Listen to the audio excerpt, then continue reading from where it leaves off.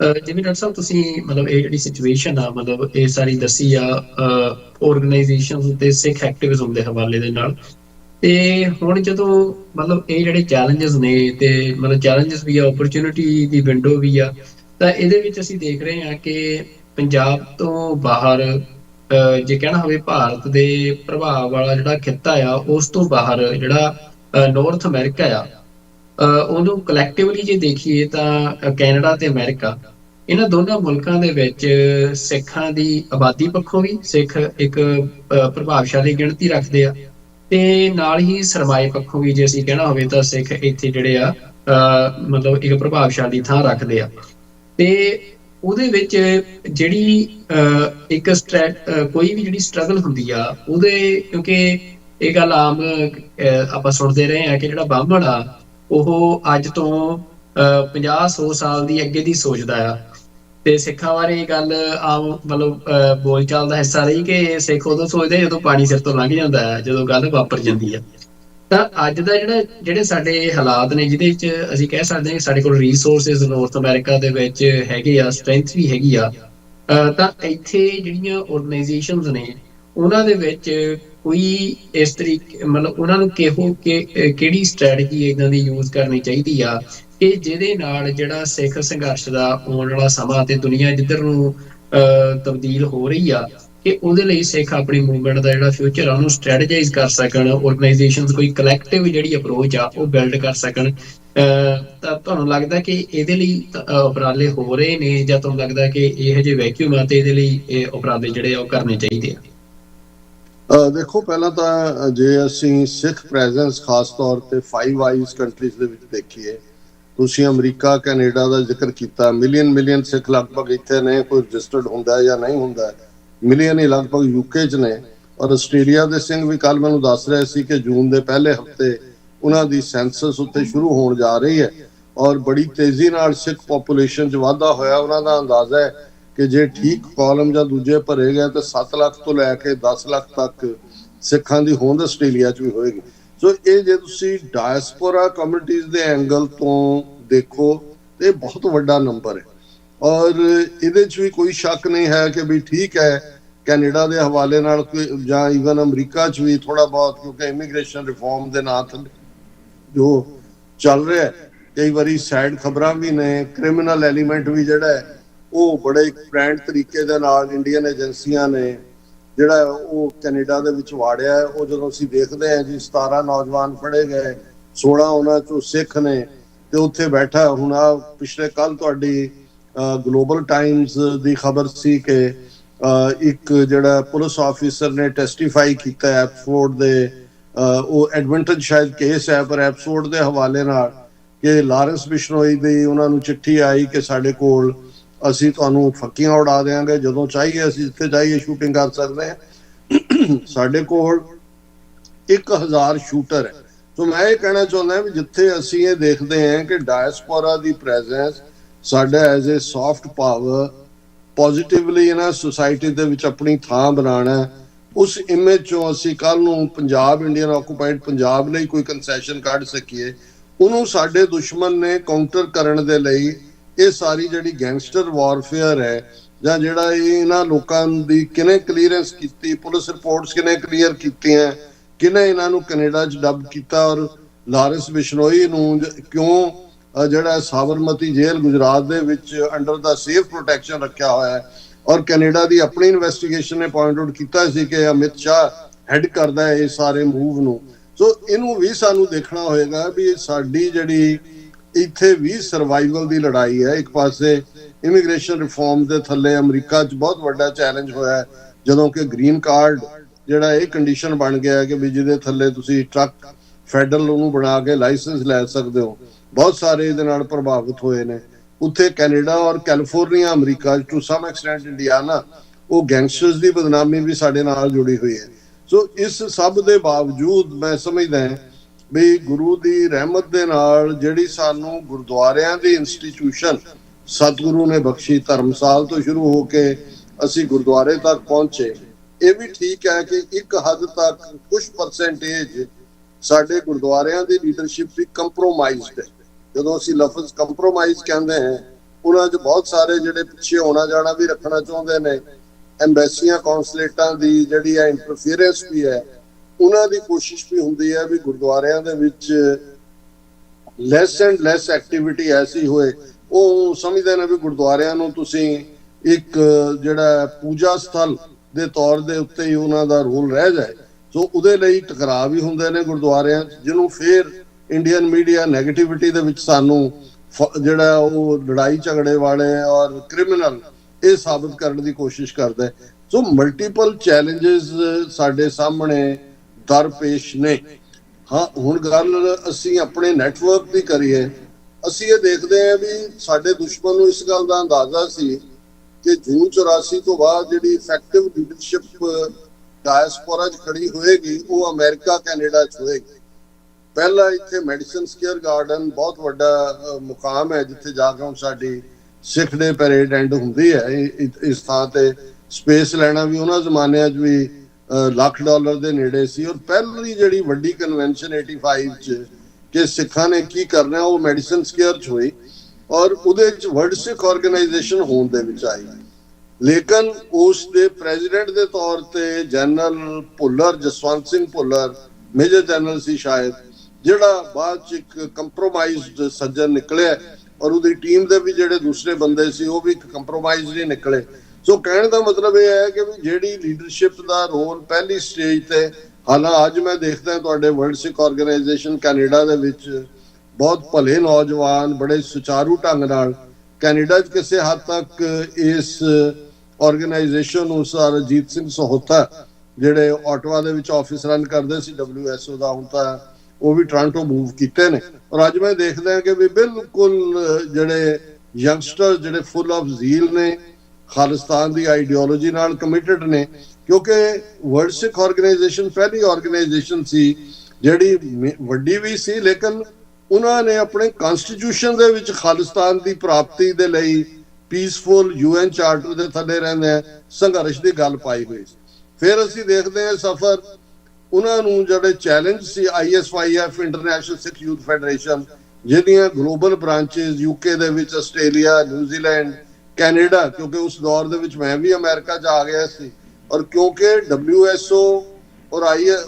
ISYF ਦੋਨੋਂ ਹੀ ਪੰਥਕ committee ਨੂੰ ਸਪੋਰਟ ਦਿੰਦੇ ਸੀ ਔਰ ਉਸੇ ਪੰਥਕ ਕਮੇਟੀ ਦਾ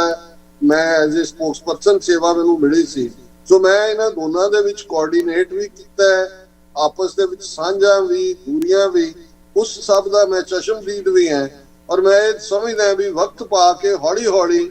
ਕਿਸੇ ਵੀ ਇਨਸਾਨ 'ਚ ਜਿੰਨਾ ਮਰਜ਼ੀ ਡੈਡੀਕੇਟਡ ਕਮਿਟਡ ਹੋਏ, 5 ਸਾਲ ਉਹਦਾ ਬੈਸਟ ਪੀਰੀਅਡ ਹੁੰਦਾ ਹੈ। ਜਿਹੜਾ ਗ੍ਰਸਤੀ ਹੈ, ਆਪਣਾ ਰੁਜ਼ਗਾਰ ਵੀ ਕਰ ਰਿਹਾ ਹੈ, ਬੈਸਟ ਉਹ 5 ਸਾਲ ਦੇ ਸਕਦਾ। ਜੇ ਅਸੀਂ ਸੈਕੰਡ ਗ੍ਰੇਡ ਜਾਂ ਉਸ ਤੋਂ ਬਾਅਦ ਥਰਡ ਗ੍ਰੇਡ ਦੀ ਉਹ ਲਾਈਨ ਨਾ ਕ੍ਰੀਏਟ ਕਰ ਸਕੀਏ ਜਿਹੜੀ ਕਿ ਸੈਕੰਡ ਗ੍ਰੇਡ ਫਸਟ ਨੂੰ ਰਿਪਲੇਸ ਕਰੇ, ਥਰਡ ਗ੍ਰੇਡ ਸੈਕੰਡ ਨੂੰ ਕਰੇ, ਇਹ ਮੈਂ ਦਰਜਾਵਾਰ ਉੱਚੇ ਨੀਵੇਂ ਦੇ ਆਧਾਰ ਤੇ ਨਹੀਂ ਕਹਿ ਰਿਹਾ, ਪਰ ਮੈਂ second team, B team, C team, ਉਹਦੇ 'ਚ ਮੈਨੂੰ ਲੱਗਦਾ ਵੀ ਸਾਡੀਆਂ ਜਥੇਬੰਦੀਆਂ ਫੇਲ ਹੋਈਆਂ। ਅਮਰੀਕਾ ਦੇ ਵਿੱਚ ਸਿੱਖ ਯੂਥ ਆਫ ਅਮਰੀਕਾ ਸੀ, ISYF ਦਾ ਬਦਲ, ਜਿੰਨੇ ਸੀ ਇਧਰ ਉਹ ਬਜ਼ੁਰਗ ਹੋ ਗਏ, ਕੁਛ ਜਿਹੜੇ ਨੇ ਉਹਨਾਂ ਨੂੰ ਘਰੇਲੂ ਹਾਲਾਤਾਂ ਨੇ ਘੇਰ ਲਿਆ। ਔਰ ਇਸ ਸਾਰੇ ਵੈਕਿਊਮ ਦੇ ਵਿੱਚੋਂ ਹੀ ਮੈਂ ਸਮਝਦਾ ਹਾਂ ਕਿ ਸਿੱਖਸ ਫਾਰ ਜਸਟਿਸ ਨੇ, ਜਿਨ੍ਹਾਂ ਦੇ ਵਿੱਚ ਇੱਕ ਜ਼ੀਲ ਔਰ ਇੱਕ ਸਪੈਸੀਫਿਕ ਨਿਸ਼ਾਨਾ ਰੱਖ ਕੇ ਜਿਹੜਾ ਖਾਸ ਤੌਰ ਤੇ ਖਾਲਿਸਤਾਨ ਰੈਫਰੈਂਡਮ ਸੀ, ਉਹਨਾਂ ਨੇ ਆਪਣੀ ਕਾਰਗੁਜ਼ਾਰੀ ਦੇ ਨਾਲ ਜਿਹੜਾ ਇਸ ਮੂਵਮੈਂਟ ਨੂੰ ਇੰਟਰਨੈਸ਼ਨਲੀ, ਹਾਲਾਂਕਿ ਜ਼ਰੂਰੀ ਨਹੀਂ ਅਸੀਂ ਉਹਨਾਂ ਦੀ ਹਰ ਗੱਲ ਨਾਲ ਸਹਿਮਤ ਹੋਈਏ, ਪਰ ਮੈਂ ਇੱਕ ਰਾਈਟ ਕੰਟੈਕਸਟ ਦੇ ਵਿੱਚ ਗੱਲ ਕਰ ਰਿਹਾ ਕਿ ਕੋਈ ਵੀ ਮੂਵਮੈਂਟ ਉਦੋਂ ਹੀ ਜਿਉਂਦੀ ਰਹਿੰਦੀ ਹੈ ਜਾਂ ਉਸ ਦੇ ਵਿੱਚ ਉਹ ਕਾਰਗਰ ਸਾਬਤ ਹੁੰਦੀ ਹੈ ਨਤੀਜੇ ਹਾਸਲ ਕਰਨ ਦੇ ਵਿੱਚ, ਜੇ ਯੂਥ ਕਾਡਰ ਜਾਂ ਅੱਗੋਂ ਉਹਦੇ 'ਚ ਜੁਆਇਨ ਕਰਨ ਵਾਲੇ ਜਿਹੜੇ ਨੌਜਵਾਨ ਨੇ ਉਹ ਲਗਾਤਾਰ ਆਉਂਦੇ ਰਹਿਣ। ਉਹ ਜਿਹੜੀਆਂ ਮੈਂ ਪ੍ਰੋਮੀਨੈਂਟ ਜਥੇਬੰਦੀਆਂ ਕਿਹਾ ਉਹਨਾਂ ਦੇ ਵਿੱਚ ਇੱਕ ਘਾਟ ਆਈ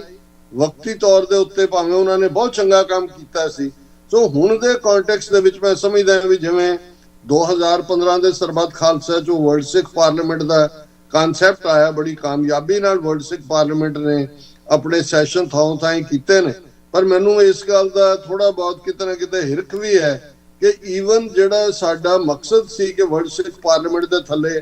ਜਿਹਨੂੰ ਸਰਬੱਤ ਖਾਲਸਾ ਦੀ ਐਂਡੋਰਸਮੈਂਟ ਸੀ 2015 ਦੀ,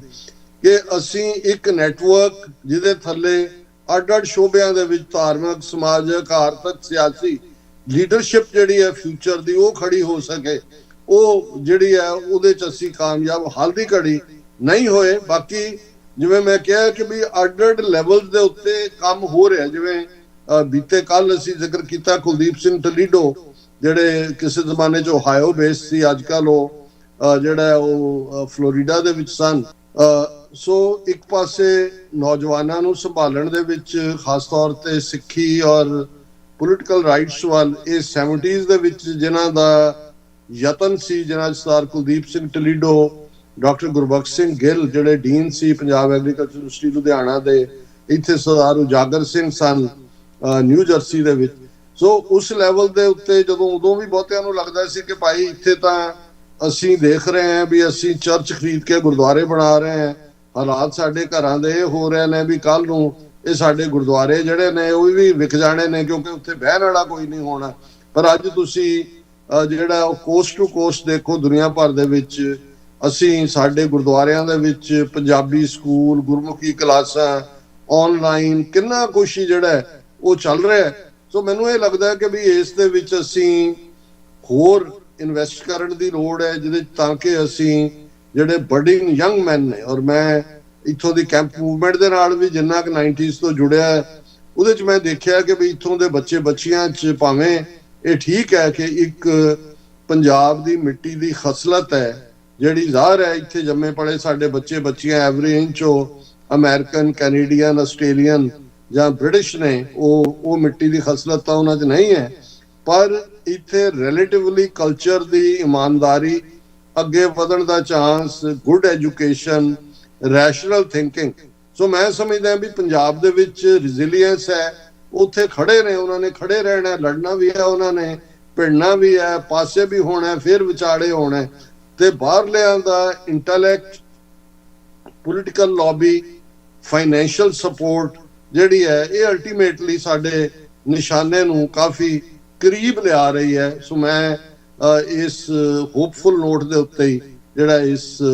ਤੁਹਾਡੇ ਸਵਾਲ ਨੂੰ ਕਲੋਜ਼ ਕਰ ਦਿੰਦੇ। ਬਿਲਕੁਲ ਡਾਕਟਰ ਸਾਹਿਬ, ਲਗਭਗ ਜਿਹੜੀ ਸਾਡੀ ਗੱਲਬਾਤ ਆ ਕਿ ਜਿਹੜਾ ਅਸੀਂ ਇਹ ਵਿਸ਼ਾ ਹੋਇਆ ਸੀ ਕਿ ਕਿਉਂਕਿ ਕਾਫੀ ਜਿਹੜੀ ਚਰਚਾ ਆ ਉਸ ਸਿੱਖ ਸਫ਼ਾ ਦੇ ਵਿੱਚ ਇਹ ਹੋ ਰਹੀ ਸੀ ਕਿ ਜਿਸ ਤਰੀਕੇ ਦੇ ਨਾਲ